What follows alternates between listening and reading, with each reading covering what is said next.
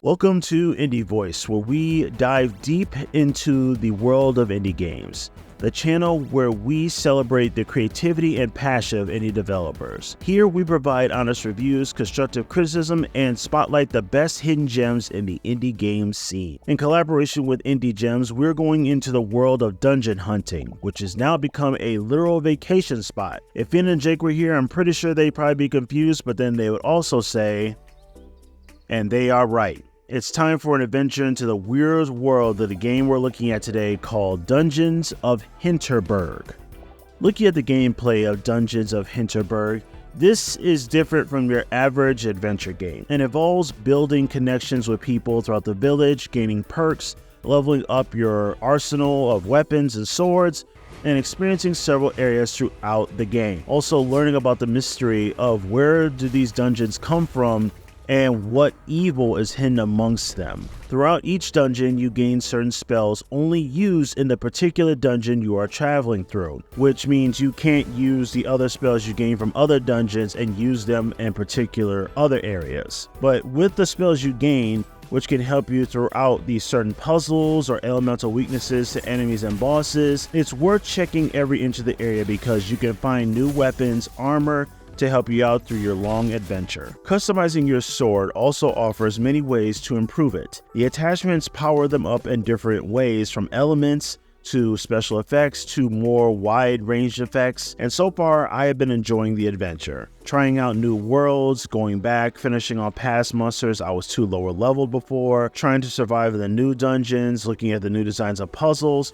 I also really love the art design this game has been going for, especially the colorful views and level design and new parts of dungeons, meeting new characters, learning that each of them have their different types of personalities and story, while each and every one of them have different types of side quests, personal quests, things to become more best friends with them. It's a lot that you can do throughout this game, and this is your story and how you go about with the main character and how and who you reach to gain new relationships. Looking at the story of Dungeons of Hinterberg, welcome to Hinterberg, a new tourist hotspot. You play as Louisa, a burnt-out law trainee taking a break from her fast-paced corporate life to conquer the dungeons of Hinterberg. There are plenty of dungeons to find and adventures to be had in Hinterberg. Will Louisa be sent packing on her first day or remain to become a master slayer?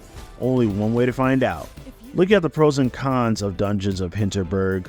Pros: unique gameplay, unique spell system, which the game's use of area-specific spells adds the interesting dynamic to the gameplay. Customization, which allows the sword to have different attachments and diverse ways to enhance the gameplay and combat. Engaging art design, compelling story, and also really fun for a single player game.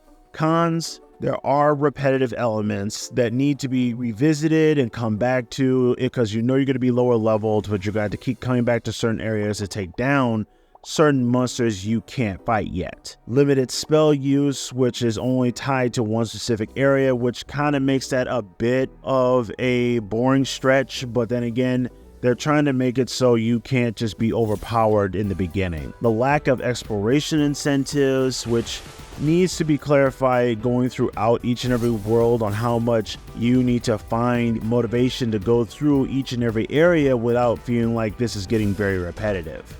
But a verdict of Dungeons of Hinterberg presents a innovative and engaging adventure with its unique gameplay mechanics, compelling story, and captivating art design. Focuses on building connections with the village, customizing swords, utilizing area-specific spells to add depth to the gameplay experience, a vibrant art design, and distinct character personalities that contributes to the game's immersive nature. However, with its repetitive elements and limited spell use, it may make the overall experience for some players feel like this is very tied down and a little bit annoying. Overall, Dungeons of Hinterberg offers a refreshing take on adventure games and is worth exploring for indie game enthusiasts seeking a new and intriguing gameplay experience. I give Dungeons of Hinterberg a rating of highly recommended. Check it out now. It's available today on Steam and I believe on consoles. Thanks for watching. If you enjoyed this review, hit the like button and subscribe to Indie Voice for more indie game reviews. Drop your thoughts in the comments and let me know if there's a game you want me to check out. Until next time, Keep supporting indie games and happy gaming.